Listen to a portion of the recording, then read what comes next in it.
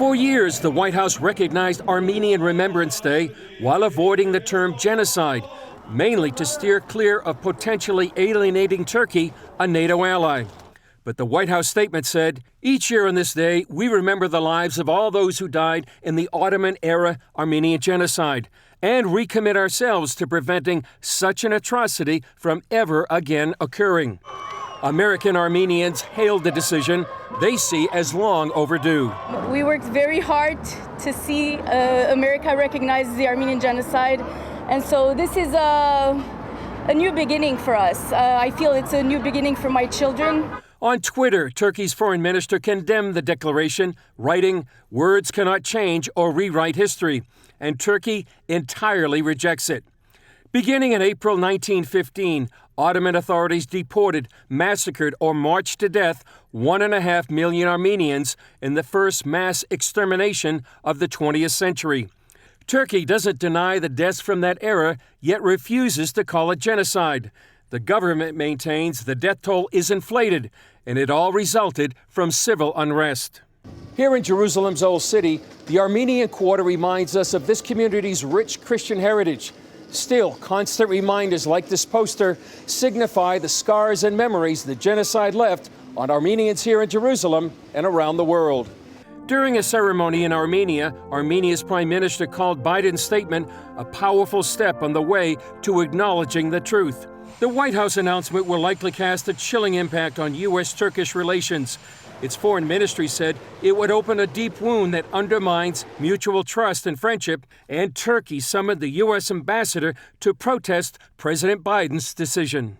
For now, though, Armenians worldwide feel an historic injustice is being righted.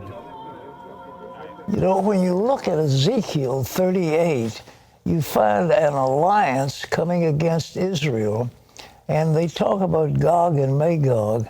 Most of that is located in Turkey. And I think that Erdogan has taken over Constantinople and named it Istanbul, which means a city of Islam. He took over the Hagia Sophia, the great Christian church in Constantinople, and made it into a mosque. He is a radical Muslim, and he is a danger to those who love freedom. Now, CBN Middle East Bureau Chief Chris Mitchell is going to join us from Jerusalem. And Chris, how do you feel Turkey might respond to Biden's naming this episode in history as genocide? Well, Pat, they may go in a few different directions. They may actually go more into the orbit of Russia and Iran. That would play into the scenario there in Ezekiel 38. But Turkey is still a NATO ally. And right now, actually, Erdogan might need Washington more than Washington needs Turkey. Obviously, right now, Turkish-U.S. relations are at a low ebb. You know, it took President Biden 3 months to call Erdogan. That's not a very good sign for Turkey. And then the news that he greeted Erdogan with was the recognition of the Armenian Genocide. Obviously, that makes Erdogan very upset. But also geopolitically, the U.S. is upset at Erdogan.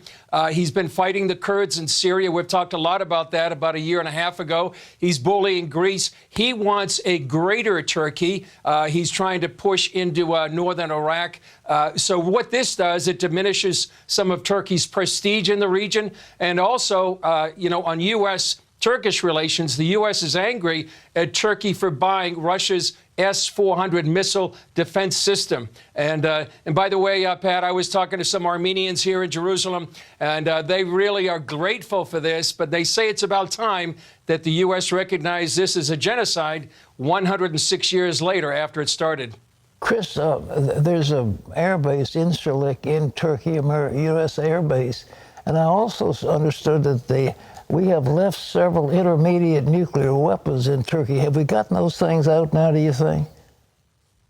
Well, I think that was a point of discussion actually when Turkey invaded northeast Syria back in, I believe, let's see, October of 2019. That was a really point of contention, and it really kind of leaves the U.S. a little bit vulnerable to have those tactical nuclear weapons at that air base. And remains to be seen if they're going to try to get them out, where sometimes perhaps Erdogan could use them as leverage against the United States. But certainly right now, this puts Erdogan back on his heels just a bit, and we'll just see how this plays out geopolitically and prophetically, as you mentioned.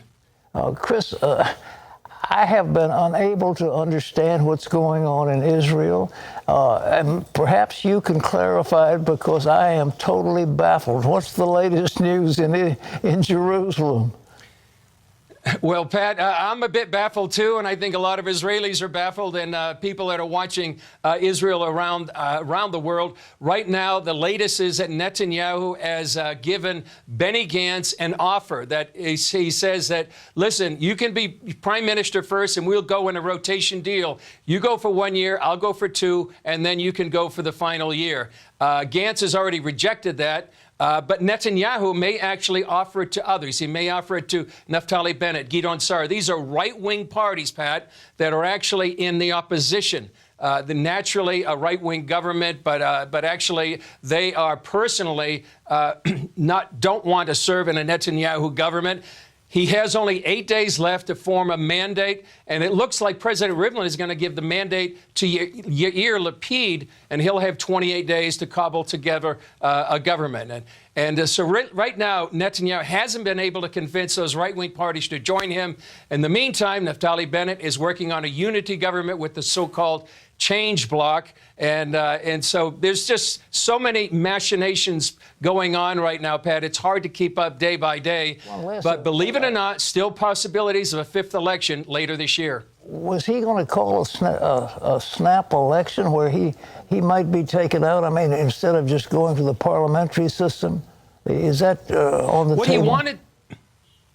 What he wanted to do, Pat, was he wanted to have elections for prime minister. Now, he's the most popular candidate for prime minister, and he said, let's have a snap election for the prime minister. If he gets over 40% of the vote, he can serve as prime minister, and then we can go ahead and form a coalition government. That's going to be very hard to do given the current makeup of the Knesset, so we'll see what happens. But that was one possibility. It looks like that's really not going to happen for Netanyahu. It looks like he's not going to be able to form a government, but it remains to be seen if the so-called change bloc is going to be form a government as well. Just one more sign of instability, Pat, and certainly why people should be praying for the peace of Jerusalem. You better believe it. Chris Mitchell, thank you from Jerusalem.